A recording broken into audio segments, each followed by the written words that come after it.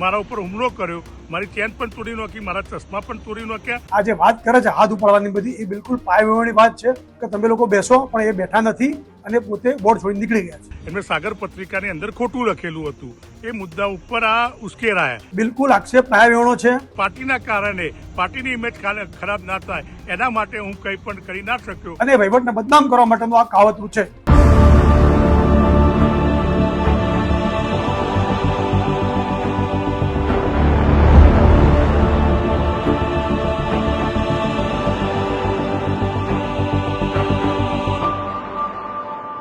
નમસ્કાર, આપ જોઈ રહ્યા છો ન્યૂઝ રૂમ અને આપની સાથે હું છું ભાવિક।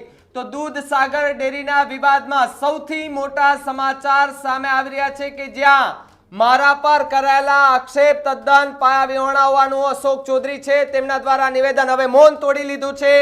બપોરથી જે આરોપ પ્રત્યારોપ લાગતા હતા તેને લઈને અનેક સવાલો થઈ રહ્યા હતા। ત્યારબાદ મહેસાણા દૂધ સંઘની બેઠકમાં મોટી બબાલના સમાચાર કે જ્યાં બબાલ બાદ ડેરીના ચેરમેન અશોક ચૌધરીએ મૌન તોડ્યું છે।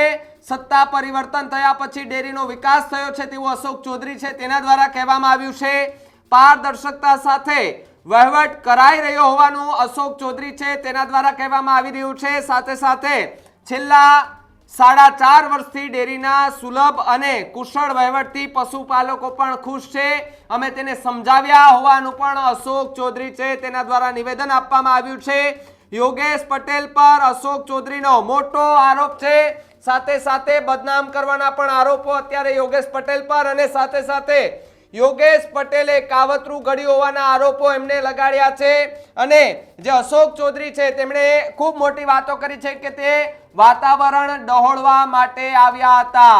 દૂધ સાગર ડેરીમાં સૌથી મોટી બબાલ અને એને લઈને સૌથી મોટા સમાચાર કે જ્યાં ખૂબ મોટા આરોપો લાગ્યા હતા, લાફાવાળીના પણ સમાચાર આવ્યા હતા। ત્યાં મહેસાણા દૂધ સંઘની બેઠકમાં મોટી બબાલના સમાચાર કે બબાલ બાદ ડેરીના ચેરમેન અશોક ચૌધરી હવે મૌન તોડીને સામે આવ્યા છે અને એમણે પણ વળતો જવાબ આપ્યો છે કે જ્યાં સત્તા પરિવર્તન થયા પછી ડેરીનો વિકાસ થયો છે એવી વાત અત્યારે કરવામાં આવી રહી છે। અશોક ચૌધરીએ શું કહ્યું પહેલા એ પણ સાંભળીએ।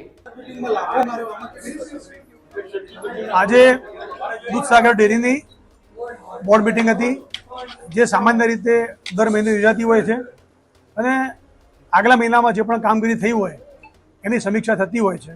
એ પ્રમાણેની જે દર મહિને રૂટીન મિટિંગ મળે એ મિટિંગ આજે મળી હતી। મિટિંગ શરૂ થઈ એ પછી તરત જ વાઇસ ચેરમેન યોગેશભાઈએ અમુક પ્રશ્નો ઉઠાવેલા, એ લેખિતમાં લઈને આવેલા હતા। એ બધા જ પ્રશ્નોના અમે એમને શાંતિપૂર્વક જવાબ આપ્યા અને લગભગ એનો સમય 1 થી સવા કલાક જેટલો સમય એની અંદર ગયો અને શાંતિપૂર્વક બધા જ એમને જે પણ પ્રશ્નો પૂછ્યા એના અમને ખુલાસા કર્યા। મારા હાથમાં જણાવવું છે કે દૂધસાગર ડેરીમાં 4.5 વર્ષથી સત્તા પરિવર્તન થયા પછી દૂધસાગર ડેરીના 2.5 લાખ જેટલા જે પશુપાલકો છે એ પશુપાલકોને દૂધના સારા ભાવ મળે, વર્ષના અંતે સારો ભાવ વધારો મળે અને એ પ્રમાણેની કામગીરી કરવાથી આજે આ બધા જ પશુપાલકો ખૂબ ખુશ છે।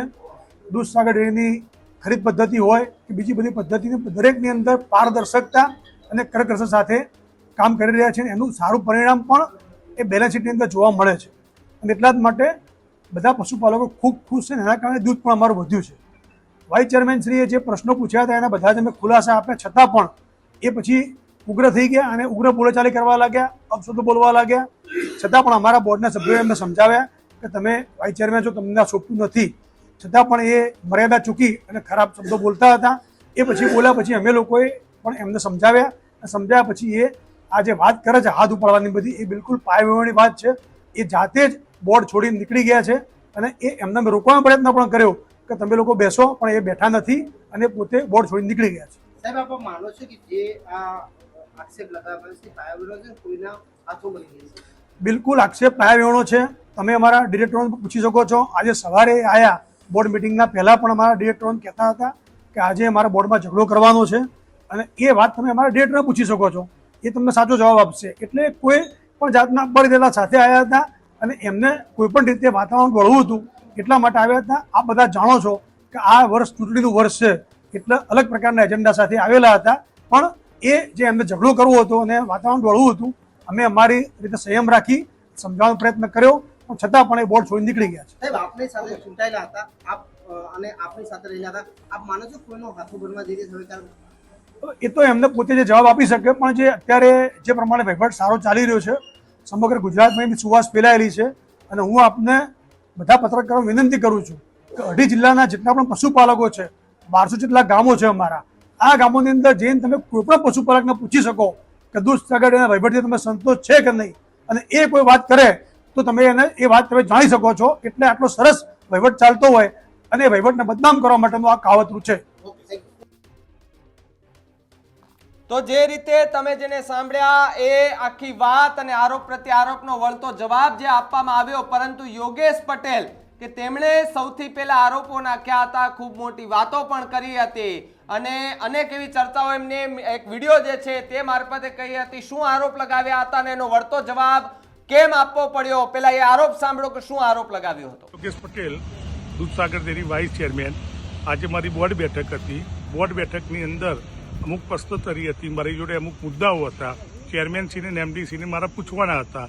એટલે મેં પૂછતો હતો એ મુદ્દો ખોટો હતો એમનો અને મારો મુદ્દો સાચો હતો. 1790 કરોડ રૂપિયા દેવું અત્યારે ઓલરેડી બેંકોનું છે જ, એમને સાગર પત્રિકાની અંદર ખોટું લખેલું હતું. એ મુદ્દા ઉપર આ ઉશ્કેરાયા અને અગાઉ પણ 6 મહિના પહેલા પણ એમને ધમકી મને આલી હતી. એમના માણસો વારંવાર ધમકી આલે છે અને અશોકભાઈએ સીધું ઉશ્કેરાયા. દિલીપ ચૌધરીએ બેને મારા ઉપર હુમલો કર્યો, મારી ચેન પણ તોડી નાખી, મારા ચશ્મા પણ તોડી નાખ્યા અને મારી પાર્ટી ભારતીય જનતા પાર્ટી મારે જે રીતે કહે એ રીતે મારું વર્તન મારે કરવાનું છે. ભારતીય જનતા પાર્ટી માટે હું બનેલો છું અને ભારતીય જનતા પાર્ટીનો સૈનિક છું. એટલે મેં અગાઉ એમના જોડે ઝપાઝપી ના કરીને કે હું પણ કરી શકતો હતો, પણ હું પણ એક પાટીદાર દીકરો છું, હું પણ મારી શકતો હતો, પણ પાર્ટીના કારણે પાર્ટીની ઇમેજ ખરાબ ના થાય એના માટે હું કંઈ પણ કરી ના શક્યો અને મેં FIR કરવા માટે B ડિવિઝનમાં પણ અરજી કરી દીધી.